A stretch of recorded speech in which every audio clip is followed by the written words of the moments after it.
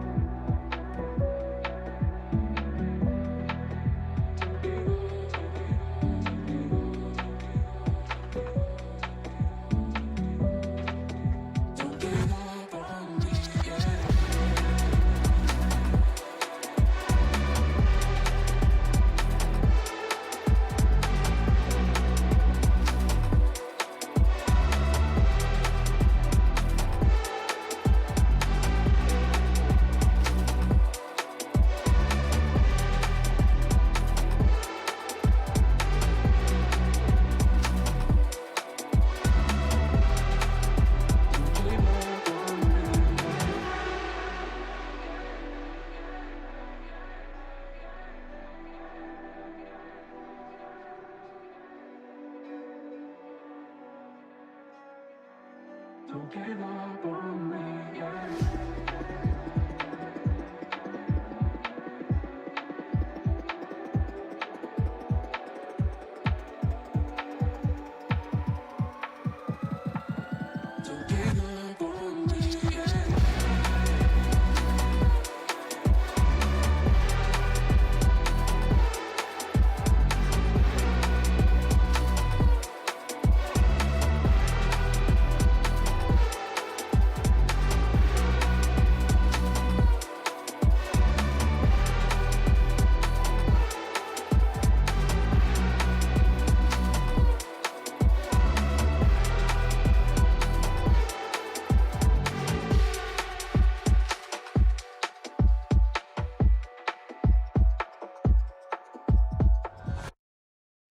Well, hello. Welcome to another Tom Talk Live.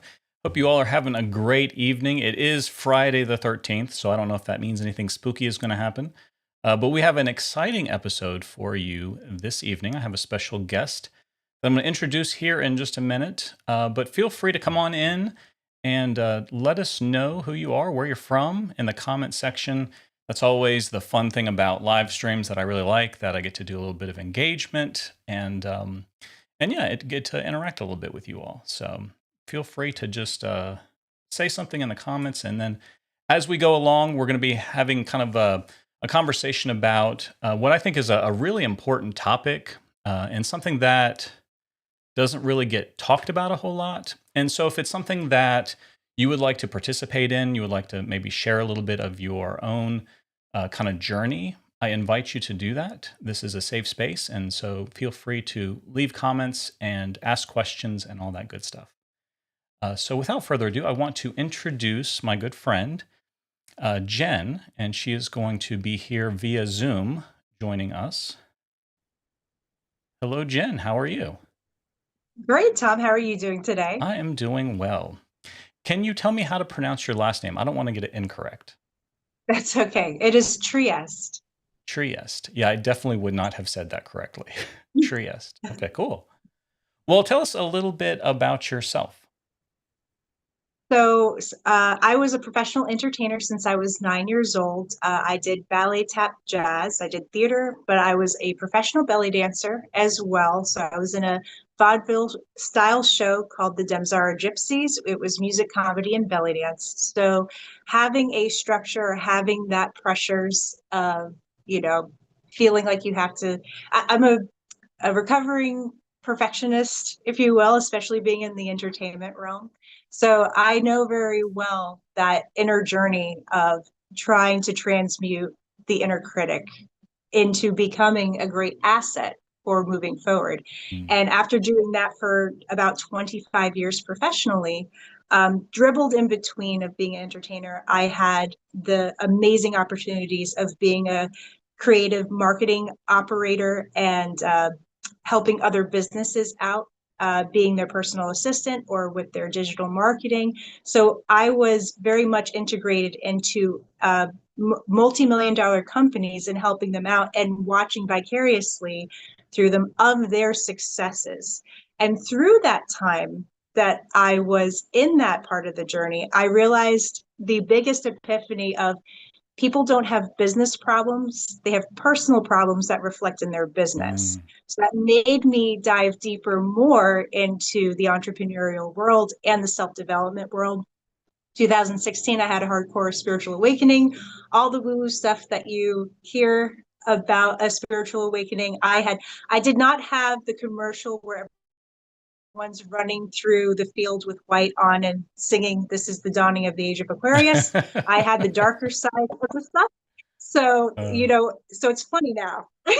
Right, And right. so it was not funny going through it. However, I learned a lot about myself, my inner warrior, and realizing at that point in 2016 where I was, because I had, from everyone on the outside, everyone thought my life was beautiful and perfect and everything else. And I thought I was on my way to that as well. There's a lot of inner workings that needed to be done. I had a near-death experience, and that could be a video by itself.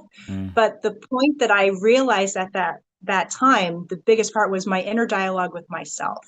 And I realized I did not have a healthy inner dialogue with myself, even though I was kind to others, I was not being kind to myself. So that began my journey of realizing where the inner dialogue and where that inner critic was, and how much I was letting that inner critic dictate my life, but also holding me back from opportunities that I probably could have done if I had a better relationship. But past we can't change. We can only change now and redirect where the potential of the future is. Yeah, So that's a absolutely. little bit about my background. And then I became a coach in 2020 when the world shut down, and I had an opportunity. I had many acquaintances come in and suggest to me that I take this path.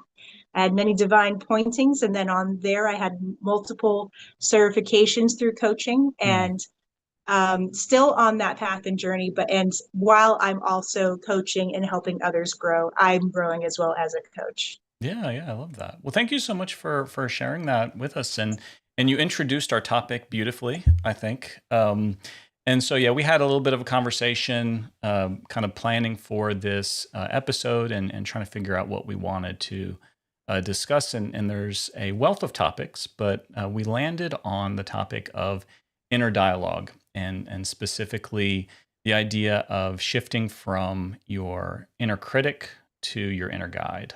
We have that voice uh, inside of us. And as I was kind of thinking through this, it reminded me kind of the old kind of idea of having, like a little angel on one shoulder and a little devil on the other shoulder. I don't know if you're familiar with that, but just kind of like the different sides, kind of saying things into your ear.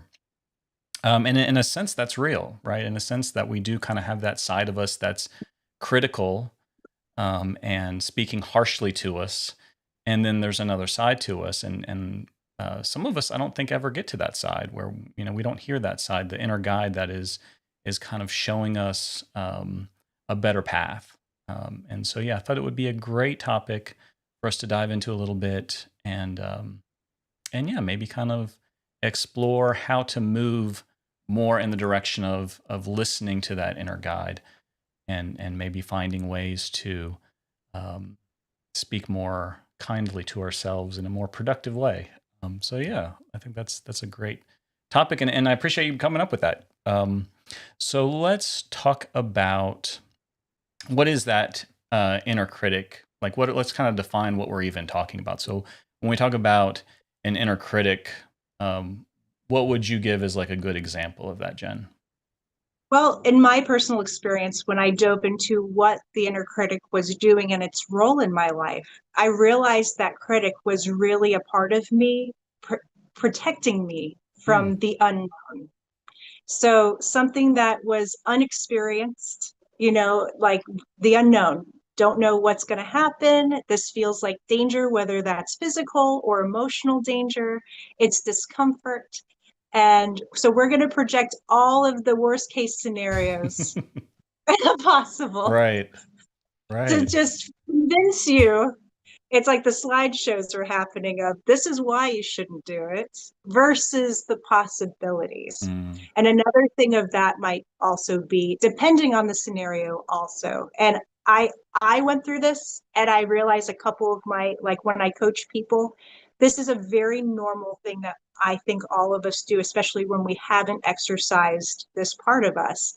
Whenever we project into the future, the first thing we do is look at the past for evidence, Mm. any evidence if this is going to work.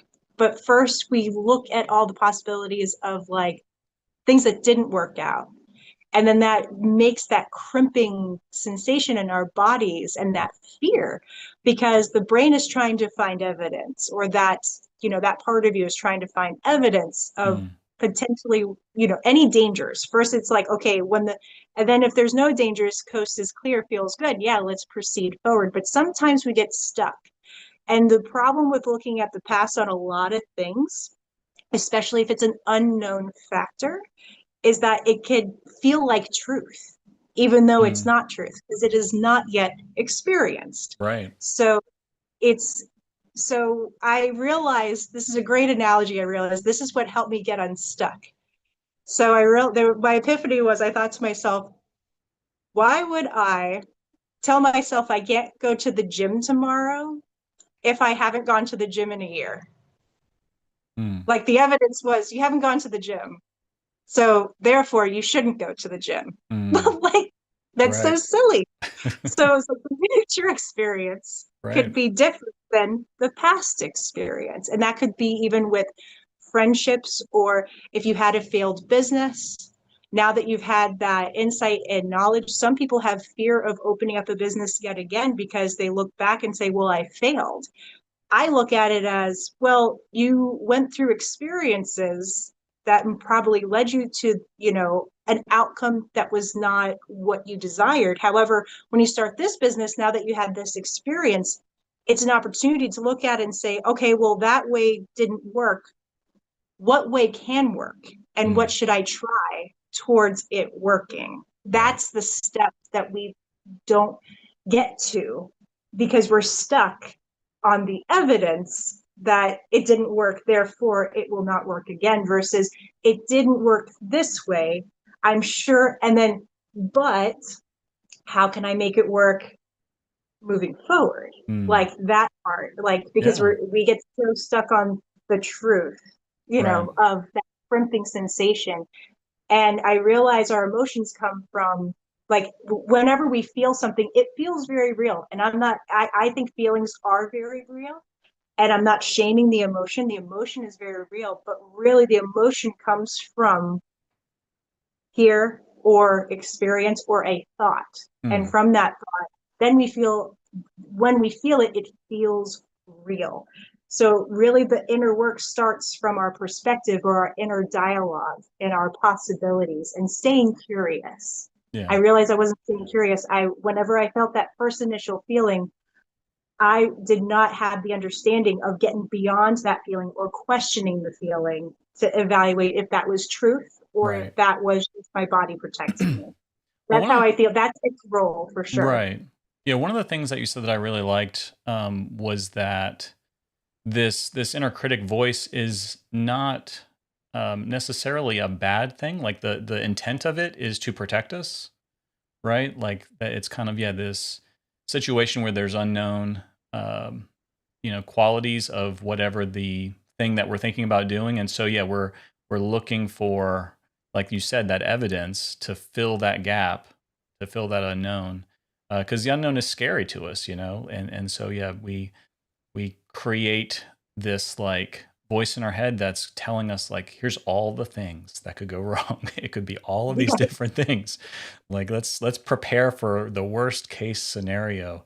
And so of course, if that's your mindset, you're not going to want to do that thing. Like if you're just thinking of like all the worst possible ways it could go, you'll be just like, well, I just won't do it, right?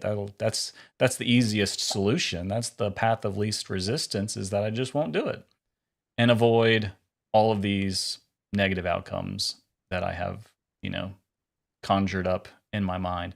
But yeah, I like acknowledging, you know, the kind of intent behind it. So we can almost like, and this is kind of getting into that shift, right? When we are ready to shift into, you know, a more positive space, shift to that inner guide, being able to maybe speak to that inner critic and say, look, I appreciate that you're trying to protect me. You know, I appreciate that you're looking out for me and that you're wanting to keep me safe, but I am safe right now. Like, it's okay. And kind of like soothing, you know, kind of doing some self-soothing there with that, and maybe that'll help, maybe quiet that voice a little bit if we're able to acknowledge it, you know, if we're able to speak to it. I feel like that can Yes, make a big difference. I agree with that. Actually, I play a little game with mine. I Mm, look at her like a little teammate.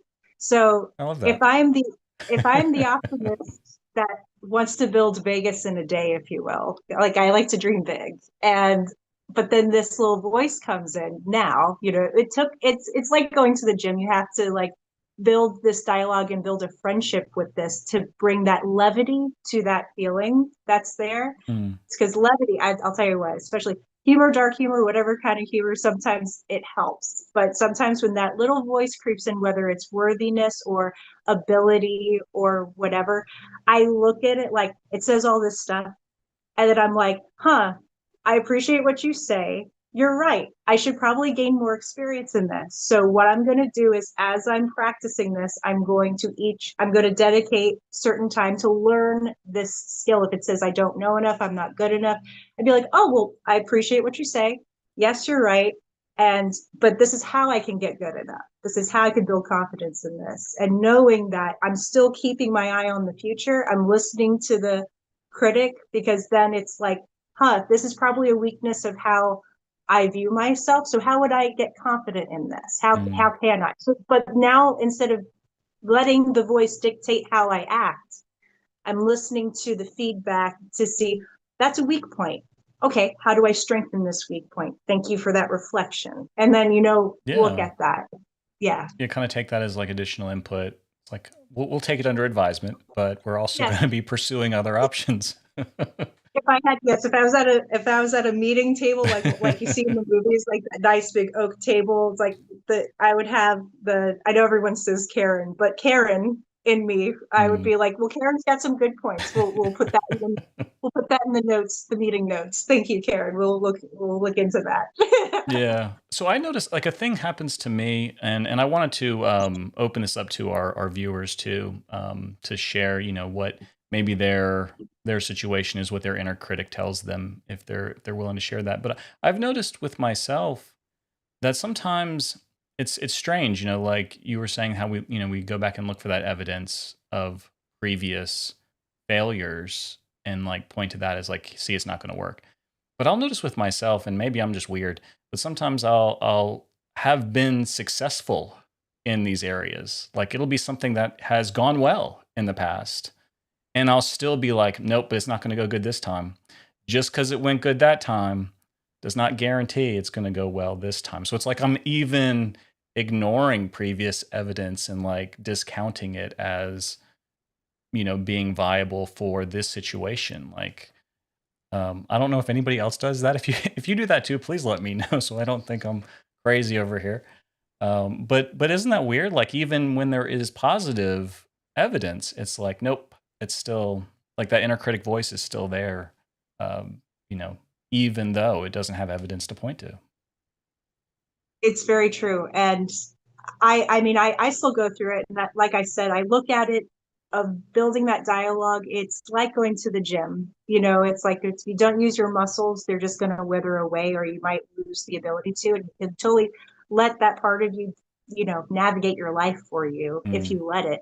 But once you bring awareness to it and builds that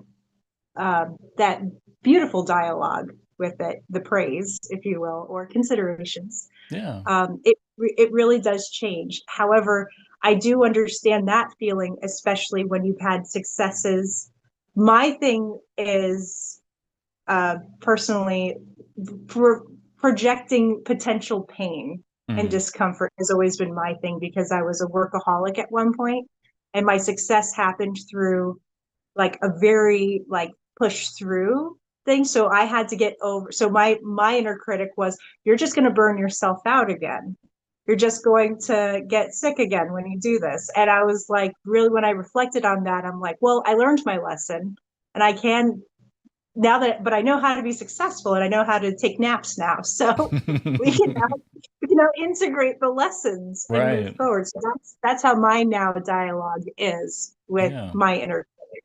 And I mean, we all are still going to have an inner critic. It's not going to go away, but you can play with it. You Mm, can, and how you feel about it and how you feel about yourself and bringing awareness to it is really what it comes down to, is that feeling, and that feeling in your, that clenching feeling, that fear or frustration with yourself or with, you know, the unknown. It's that closed off feeling. It's trying to open that up and come to a relaxed state with your inner critic. So yeah. it's a combination of the dialogue and that feeling, because then if we feel clenched, we're not going to feel inspired to go anywhere. Right. Yeah. Yeah, definitely not. And I think another thing that you identified that I think is an important component of making that shift, or at least having like a healthier relationship with it, is kind of identifying it and almost like separating it from yourself. Like it is you, right? It's your inner voice, but being able to kind of create a little bit of distance there and kind of naming it and recognizing it, really kind of can act in a couple ways. Like one, yeah, it creates a little bit of separation. So I am not just that negative voice, but also I can acknowledge it, right, and acknowledge its presence and acknowledge um, what it's trying to say to me. Do you find that to be true? Do you think like that Yes, separation? I do. Sometimes I'm even comedic with it, and I'll give it a face. It's like a New York taxi cab driver that's smoking a cigarette and very New York Italian. Yeah, I Like love that. that's my inner critic. Does it have So, its own voice and everything? Like it's a whole persona? oh yeah, for sure. Like, well, Yeah. because if I think of it that way, it helps me bring a giggle when it comes up, because it feels like a family member, Right. or it feels familiarity. But also it's a character that you would, in my brain, it's a character that you'd see in a movie that you'd just be like, okay, like, it's, there is a separation. So however you want to play with it, if it's just an emotion, if you want to be scientific with it, you can, and just be like, this is just an emotion that's overcoming my body. Sometimes a good practice I've started to learn, I heard this from another coach. She said, putting your hand over your heart and ask yourself, is this truly my genuine emotion, and sit Mm, with it and see if you're able to separate from it, and and sometimes that calms the nerves down enough to understand what's happening. right. Or you do what I do and make it a hysterical little moment and make a Yeah. little character, little cabbie hat and Right. everything. Yeah. I, So I like yours. Might have to borrow that. it's more interesting. Yeah, for sure. For sure. Um, so if we talk more about the really kind of other side of it, like I think, it's easy to kind of recognize, yeah, the negative self-talk that happens. Um, but then, making that shift to an inner guide, do you do the same thing on that side? Do you kind of have like a persona or some way of acknowledging that side? Well, what I feel, so I feel like if I were to separate it, usually that any emotion that's happening in my body that does not feel comfortable is usually Mm, where I bring the levity. But anything that feels uplifted, I do feel like that's my genuine self. So I mm, do take that as myself, because then I'm inspired, I'm fully in alignment. Like I am able to look at different areas and possibilities and avenues versus that crippling feeling of, like, the crippling debt, or the, oh my gosh, I messed up on this email and now I got to send the correction out to everyone. It's like being able to play with it, be like, oops, okay, next, how can we correct this? Or thank you so much for that. But usually the critic, instead of the critic, like if the critic was telling me I'm not good enough, I'm not pretty enough, my hair is a frizzy mess, which is raining in Florida, it totally is. But it's like all of this self-doubt talk, enough to make you want to stand still. Mm, That is the opportunity to really the a lot of us stop there and take that as truth. But the true magic is sitting in that and being like, how much of this is truth? How much of this is making me want to procrastinate from my mm, greatness or my dream? And what can I do to silence this without squashing it? But what actions can I take so that this criticism doesn't come up within me again? Because I'm essentially criticizing myself. mm, All of us, all of us do. So it's like, what would make you proud of yourself? How can you make yourself your best friend? It's like, how would you talk to yourself? That's a whole nother way as well. As like sometimes that would creep in, but if you catch it, maybe you can turn your words around and be like, yes, I am 10 pounds heavier like this month, but you know what? All that food was delicious. It was totally worth it. And we're going to go sign up for a martial arts class now. And we're going, or we're right, totally going to go, we're going to take a walk extra day and go to the gym one extra day because I deserve it. It's like, right. that's the opportunity. That's the magic. And that's where, instead of an instant fix, trust me, if I could order this ish on Amazon with 2 day shipping, I would, but it's not that. It all takes the awareness of, it's the Right. awareness of catching it.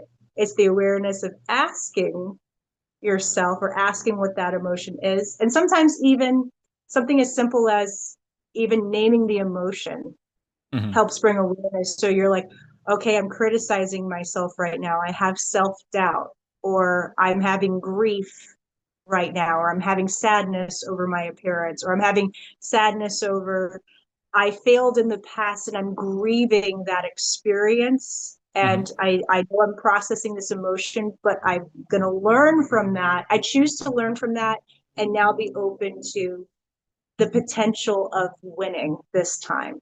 Mm, It's like it's that mindset and being able, that's where I believe, in my experience, that's where the magic really was of transmuting it. Because once you hear the narrative, then you take the megaphone and you start pouring verbal love into mm, yourself, yeah. and you're training your inner critic to be a little more gentle with you, and maybe Right. a little more sarcastic, but it still gets the same thing. It gets the same message across, but Yeah. not as it is in the beginning when you're on this journey. Right. Right. Yeah. Yeah. I love that. We have a couple comments here. So from Kimberly, my lovely wife, she says, I like the idea of turning the inner critic into an endearing character. Yeah. Because for me personally, the inner critic is like a personification of fear. Okay.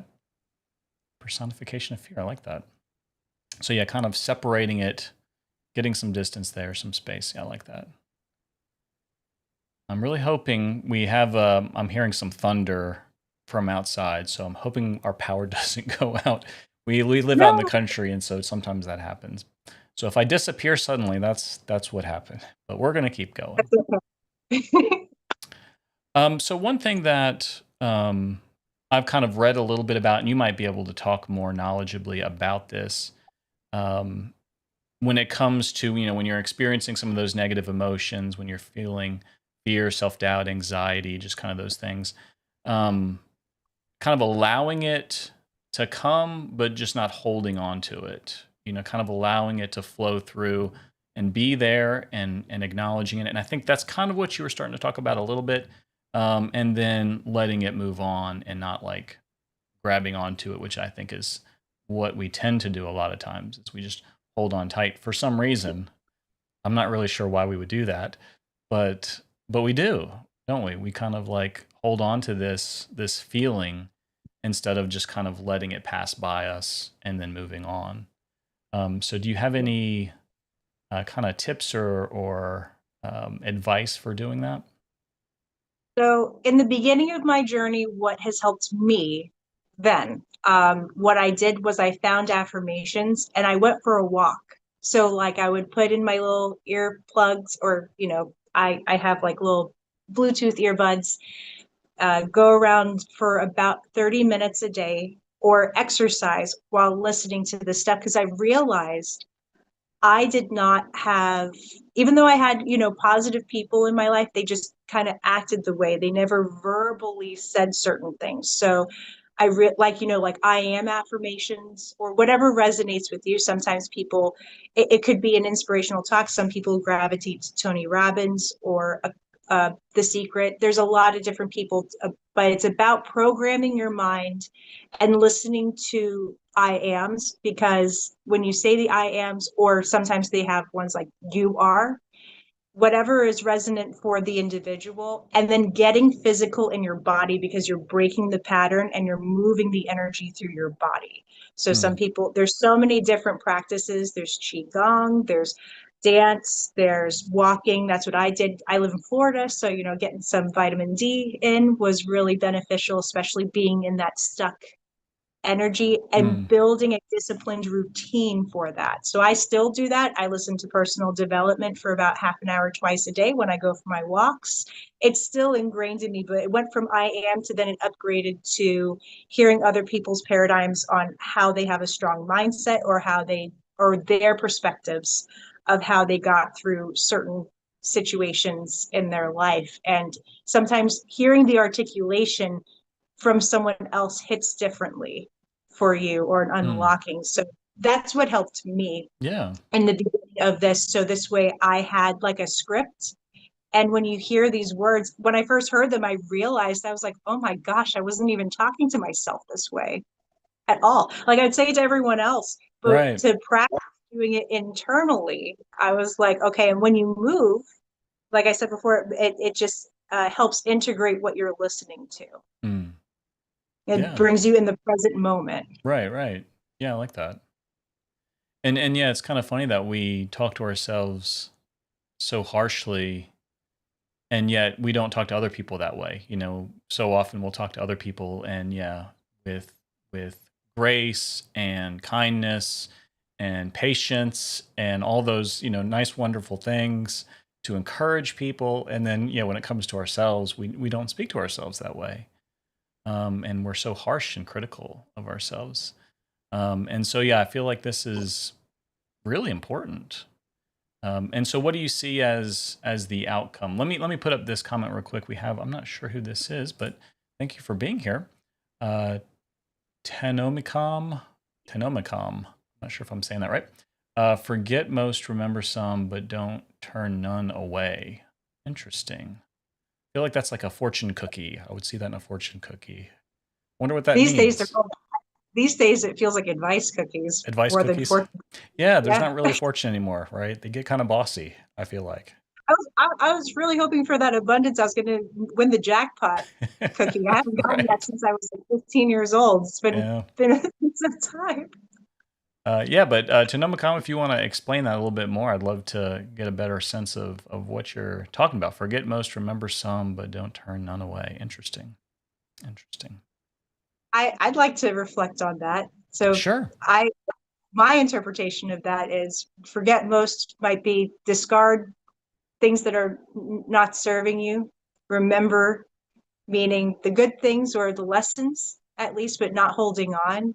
And then what was, I'm sorry, the third one, the exact Yeah, I'll put it phrasing back up. was, sorry, But don't turn none away. opportunities. Hmm. Yeah, that sounds really cool. What was again? Forget. What are we forgetting? Forget most, remember some, but don't turn none away. Yeah, I like your interpretation. That's pretty good. It So, might be incorrect. That was my Freudian yeah, analyzation. it sounds good. It sounds like you're on the same page there. Um, they say decent. All right. Hey. All right. So if we kind of move into more of like application of it, right? So ways that we can actually change this behavior, and I think you've already kind of started talking about that a little bit. um, with the movement. I really liked that, not just kind of sitting in that one spot, um, and kind of like marinating in that, where you're just kind of like stagnant and stuck, like physically moving kind of helps, also mentally moving, like the body and mind are connected. And so starting to physically move can help us to maybe break out of that cycle. What do you find are some other ways to break those cycles?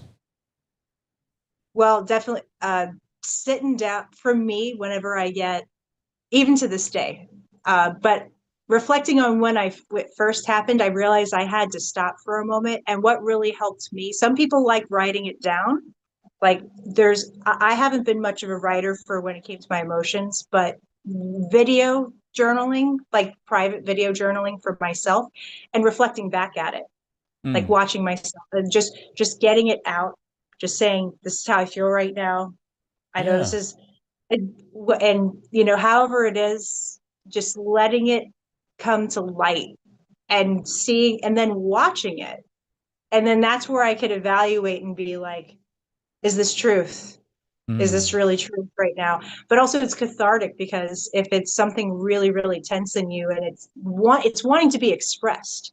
So however that works for everyone has a different type of expression, but if you don't get it out, if you don't hear it, it's and you can't evaluate it, and it's not mm, expressed. It stays in your body. And right. sometimes if it's really, really overwhelming, something like journaling or something like because we have the beautiful technology today, Yeah. just video recording it for yourself, and you could delete it afterwards if you got what you needed out of it. But the idea, though, is to bring awareness to it and allow yourself to express it like it is truth, and then evaluate once it's expressed and be Mm, like, okay, well, okay, I went through a really crappy moment, so I'm going to talk about it right now. And then watch yourself and see where the healing needs to be done, or see where you could look at it differently. And sometimes you could, once you hear yourself, you could see a bigger lesson out of it, of how you're talking to yourself. mm.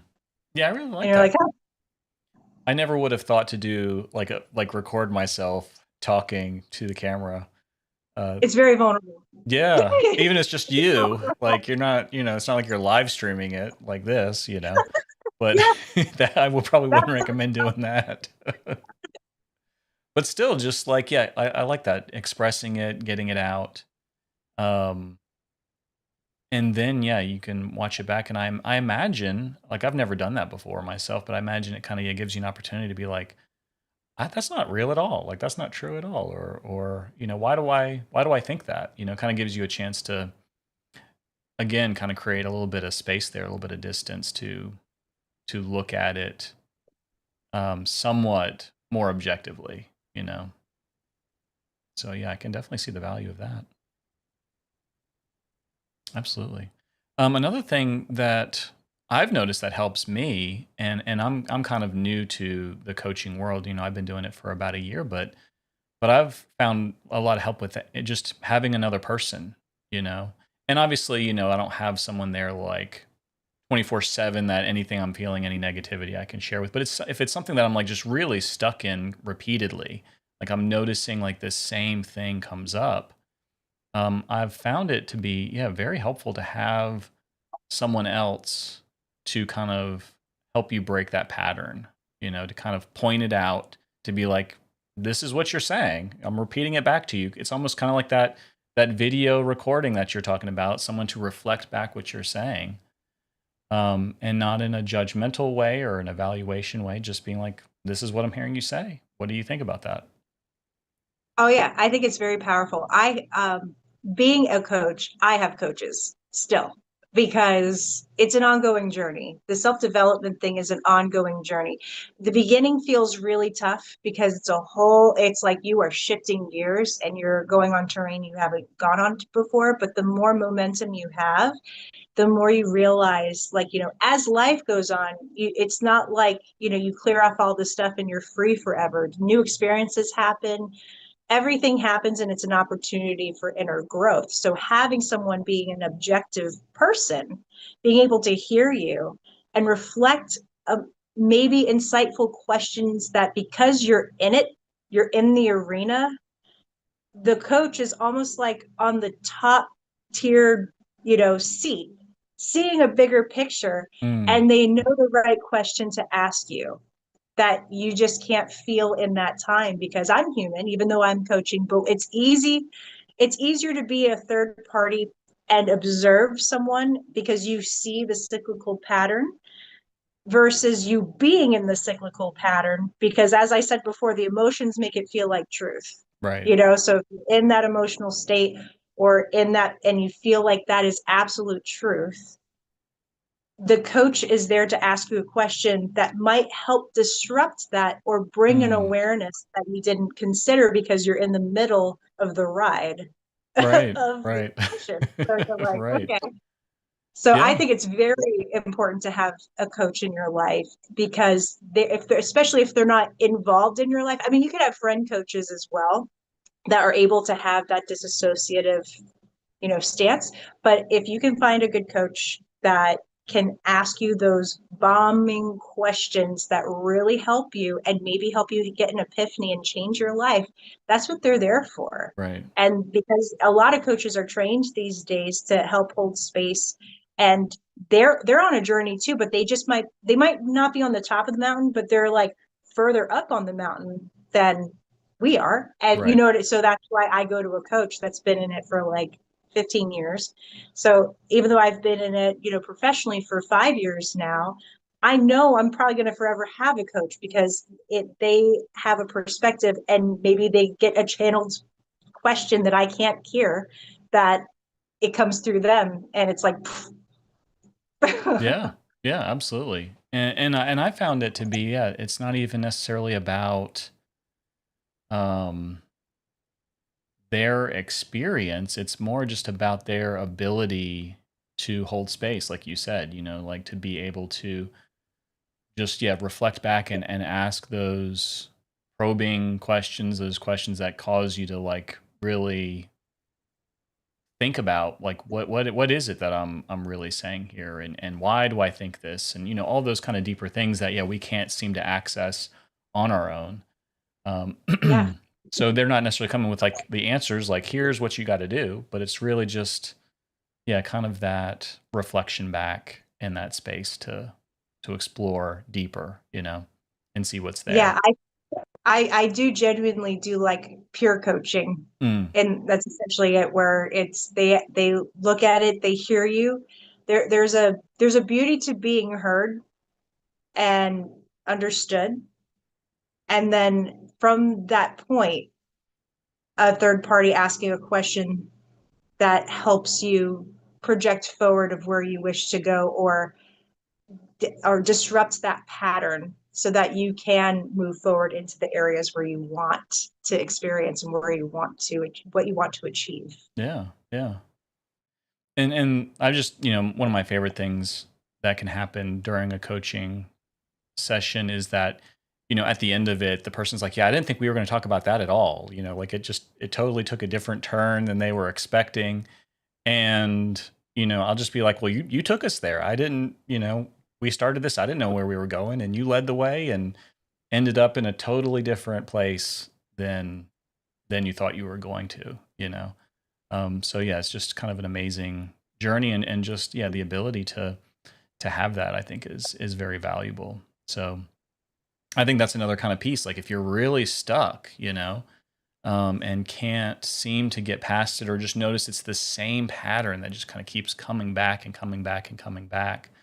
Because I notice that in myself, even when I try some of these techniques, sometimes it's like there's this thing for some reason that I just keep getting stuck in these loops, and so, yeah, having someone to coach you through that can allow you to move past it, and there's such Oh, value in yeah. that. I agree. I totally agree. And being a coach and being coached, the reason why I am a coach is because I fully believe in the experience of it. It has helped me so much get to a point. And I know I have a long way to go. I mean, we all do. Like, as we live and experience life, as you said, when you first arrive, you might arrive with a particular thing. And as you start talking and feeling through what you're talking, it's almost like the unraveling of Mm, like, okay, what's the underlying cause of this? Or you might shift all the way over here because indirectly that experience is affecting the experience you first came with, and you weren't even thinking about this until you started talking about it oh and yeah. co-creating with your coach the possibilities and opening it up so it can be revealed, be analyzed and removed. Is this truth? No, 90% of the time it's not truth. And then you can move forward and, and be able to dream bigger and be able to have more confidence in yourself Right. and build that dialogue with yourself. Right. Yeah. Yeah. And I think even, you said 90% of the time it's not truth, but even the parts of it that there might be some truth to, it's not like it's usually the outcome or the let's see what's the way to say this. It's where the inner critic wants you to go with that information. It's not so much just the information, it's the, oh, you can't do this because of that. Right. So Yes, instead of exactly. just That's like, well, yeah, exactly this what I did mean. happen, right? That is truth. This did happen. I did experience that. It hurt. It sucked. Whatever. It was not fun to go through that thing, and I don't want to repeat it. But the critic is saying you can't do it. You can't. You just can't ever do that again. Um, Exactly. and Because it's usually trying to shield you from pain for sure. right where the inner guide can acknowledge that truth and be like, yeah, that you're right. That did suck, but we can get better at this, or we can try a different way, or just because it didn't work this time doesn't mean it's not going to work next time, or whatever the situation is. It allows us to find, it's a guide, so it allows us to find another way. And if I may, I want to share, as you were saying this, it inspired me to share one other thing I wanted to share Yeah, about absolutely. helping dissolve, I shouldn't say dissolve, but help ease the inner critic in all of us. Embracing play, I think, is very important, especially for keeping the optimistic mind and doing things even indirectly. So if you want to be more confident in something, like in a particular area, doing something even in a different arena to help build confidence actually helps, and having the playful mindset. So, I mean, I'm a big child. I'm 35 years old. I still like Power Rangers. I still like, it's like I still like all the things that are nostalgic of me growing up. Sure. And I mean, I display it all over my profiles and everything. And usually people, that it resonates with a lot of people because, and humor.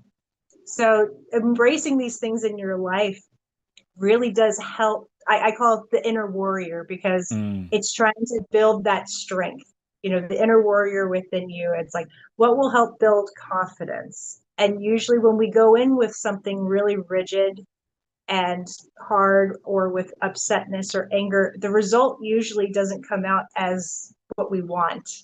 But if we go in with optimism and play, I mean, if you think about the Chris Farley movie, Beverly Hills Ninja, mhm. like he was optimistic the entire time, even though he was a fool, but he was the one that went on the divine journey. And so and he had all this crazy stuff happen to him. But because he was in flow. And I think it's one of my favorite movies. But there's a lot of different things that when you embrace comedic things or playfulness to help Mm, exercise that ability to come back to that feeling, whatever that is, everyone has, to each their own on what that is. But I think yeah. it's very important to try to embody that throughout your life, and the process of learning, and the process of, even if it's self-development, being really rigid, it's like a hose. Like in Chinese medicine, they talk about qi, the qi flow through your body, and the best example that they talk about is a hose. And if the hose is open and straight, qi can flow through it. If it's crimped, qi can't flow through it. It's Mm, like water. So if you look through the energy, if our emotions were like happiness, and then when you are like self-critical and the hose is crimped, it's like your intuition or your optimism is going to be crimped as well. right. So I think making this process and whatever that is for you, as playful as possible, I think is very important as well. Yeah. Yeah. Yeah, I like that. And I think that's for myself, that's an area that I need to work on because sometimes, yeah, I get just too focused, too serious, too just intense about things and put so much pressure on them, for it to work. I put all this time and money and effort into it. It's got to work, and what if it doesn't work, and all that kind of stuff, and it, kind of stops being fun at that point. And like you said, it's just like if it's not fun and enjoyable, then what's the point in the first place? Um, and so yeah, I like that. It's kind of a good thing to reflect on and maybe think about how to incorporate more play, more levity, and even humor, into it. So yeah, I like that a lot. Did you have any Yeah, for sure. other things you wanted to share before we start wrapping up? We're about at the top of the hour. Oh, excellent.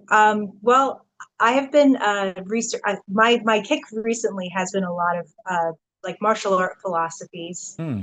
and one of the things that I've been studying the philosophies of Wing Chun recently.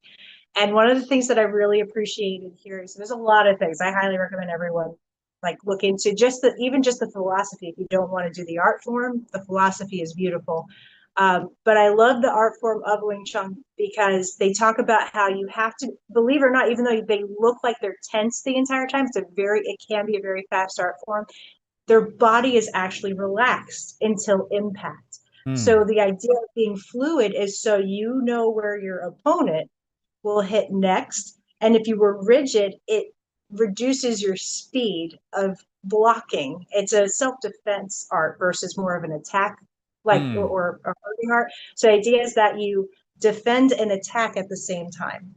So but I love that because one, it conserves your energy, and two, you can act quicker. And I was thinking to myself how we can apply that to our bodies and our mind, because we would be open to seeing, like, here we are thinking being tense is going to defend us, but in reality, the tenseness is making us slow down and potentially is going to hurt us because we're so rigid. But the more relaxed you are and more fluid you are, if you see something coming, you could just go, Just like, let it go over there. relax,